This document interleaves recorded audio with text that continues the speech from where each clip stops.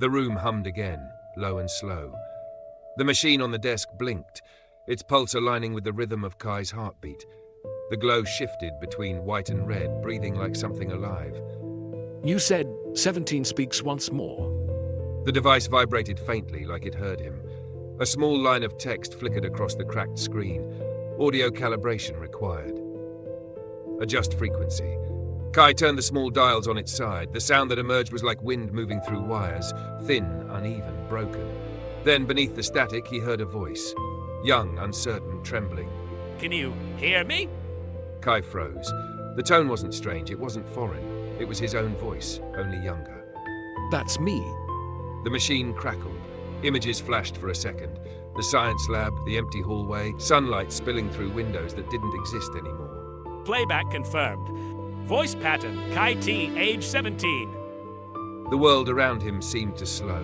His chest felt heavy, like the air itself remembered something he didn't. So, this is what we left behind. The sound deepened. The voice returned, clearer this time, layered between static. We thought memory could be stored like sound, like data, but emotion doesn't fit in numbers. It leaks. The projection shimmered to life. Kai saw himself, 17, standing by the same desk, setting the same device down, his hands trembling with purpose. If you're hearing this, it means the test worked or it didn't. Either way, I'm gone, but the echo isn't. I remember this day. We built a relay to speak to time itself, but it started answering back. The image stuttered. The young version of him looked directly toward the camera, toward him now. You're older now, aren't you? You found it. You found room 13. Kai stepped closer to the flickering hologram. His younger self mirrored the movement perfectly, until they stood face to face across a decade of static. What happened to us? We tried to save what we couldn't understand, and it burned. The projection pulsed and the air began to vibrate. A high tone cut through the silence. Emotional synchronization in progress. The lights flickered as both figures, past and present, overlapped for a moment. The air smelled of ozone and rain. You created this loop, didn't you? We did. Every time you remember, I wake up again. The device clicked. New text appeared. Segment 02, emotional resonance detected. Kai reached out, his hand trembling. The hologram of his younger self leaned forward, whispering something too soft to catch. Say it again. Find the cassette, it knows the truth. The light burst, white, silent, endless. When the projection faded, the room returned to darkness. The device's screen flickered erratically, printing fragments of words in reverse order. Subject 17 still active, emotional residue high, loop unstable. The hum grew louder again. Kai adjusted the sound once more, desperate to catch another word. The static twisted into something like breathing. 17 must not wake again. Kai froze. The voice wasn't his, not the device's. It was something else, deeper, a shadow beneath the data. Who are you? The system that remembers you too well. The screen glitched. Code and symbols flooded across it. The machine emitted a high-pitched note that forced him to cover his ears. Then everything went silent, completely silent. He opened his eyes. The entire classroom was gone. He was standing in the same space, but the walls were transparent, thin outlines of memory floating in the dark. Desks flickered in and out, suspended like ghosts.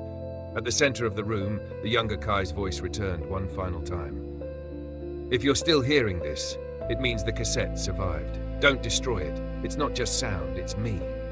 The machine began to melt into light, like its physical form was dissolving into data. Kai reached toward it instinctively, but the air around him warped. His hand passed through, leaving a ripple behind. What are you turning into? A signal, a bridge, between what lived and what remembers. Then the machine stopped. The hum died.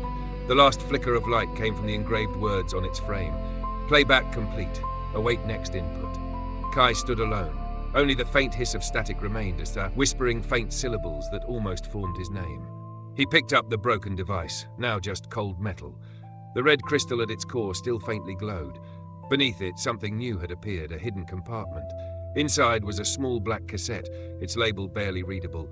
Test Subject 04, Kai T. That's me. The static pulsed once more, faintly echoing his own heartbeat. 17 has spoken. The next memory awaits. The glow died completely.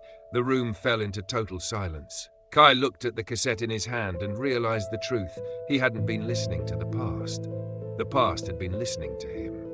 He turned toward the window. Outside, the world was motionless, frozen mid-air, as if even time itself was waiting for his next move. He pocketed the cassette and whispered to the silence. Then let's finish what we started.